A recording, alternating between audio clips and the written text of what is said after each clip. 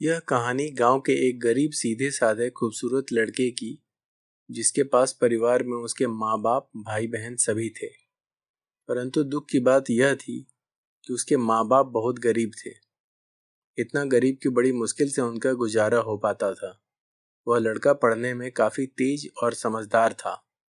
एक दिन की बात है, खेल खेल में गांव की ही एक खूबसूरत लड़की से प्यार हो गया। वह लड़की काफी अमीर घर की इकलौती बेटी थी। वह उस लड़की से इतना प्यार करने लगा कि उसे देखे बिना उसका जीना मुश्किल हो गया। उस लड़के ने लड़की को मन ही मन में अपना बनाने का सोच लिया। वह लड़का कई बार अपने प्यार का इजहार करने की कोशिश करता, मगर कर नहीं पाया। कई बार प्रेम पत्र लिखा, लेकिन वह उसे दे नहीं पाया, क्योंकि उस लड़की के नज़दीक जाते ही उसका दिल जोर जोर से धड़कने लगता और वह घबराकर अपना इरादा बदल देता। शायद उसके मन में एक डर था कि कहीं वह इनकार ना कर दे या उससे नाराज ना हो जाए। वह किसी भी कीमत पर उसे खोना नहीं चाहता था। देखते ही देखते 3 साल बीत गए, मगर वे अपने प्यार का इजहार ना कर सका। बस जहाँ रहते वहाँ एक दूसरे को देखने के बहाने ढूंढते रहते। वह लड़का गरीब था और लड़की अमीर थी। शायद यही सोचकर वो अपने प्यार का इजहार करने की कभी हिम्मत नहीं कर पाया, मगर उसका प्यार बिल्कुल सच्चा और पवित्र था।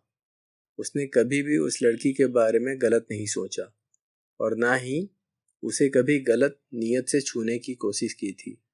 हाँ, कभी कभार वे हंसी मजाक कर लिया करते थे, परंतु उन्होंने कभी भी एक दूसरे से अपने प्यार का खुलकर इजहार नहीं किया था।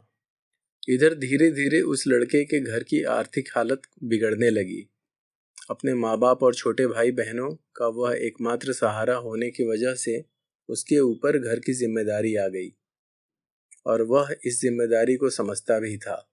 अंततः पैसे कमाने के लिए शहर तो चला गया, लेकिन वह 15 साल का लड़का दिन भर काम करता और रात भर उस लड़की की याद में रोता रहता।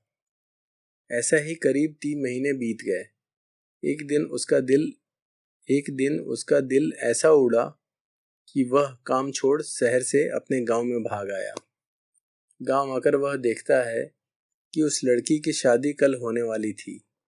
अब तो उस लड़के को ऐसा लगा कि उसकी सारी खुशियां, सारी दुनिया ही उजड़ गई। लेकिन वह क्या करे? एक तरफ प्यार था और एक भाई और बेटे का फर्ज था, और दूसरी बात कि उसने तो कभी भी उससे प्यार का इजहार भी नहीं किया था, इसलिए वह उस लड़की को भी दोष नहीं दे सकता था। इसके अतिरिक्त उसके पास और भी कई सारी मजबूरियां थी, जैसे वह आर्थिक रूप से इतना सक्षम भी नहीं था कि अपने महबूब को जीवन की सारी खुशियां दे सके। दूसरी तरफ वह अपने गरीब परिवार का आखिरी सहारा था। आखिरकार उसने फैसला कर लिया कि उसे अपने बूढ़े माँ बाप और छोटे भाई बहनों की खुशी के लिए अपने प्यार की कुर्बानी देनी ही पड़ेगी। अगले दिन उसने किसी से कुछ नहीं कहा और चुपचाप शहर चला गया। उसने उस लड़की को लाख भुलाने की कोशिश की, मगर कभी भी उसे भूल नहीं पाया। आज उस घटना के 17 साल हो गए हैं।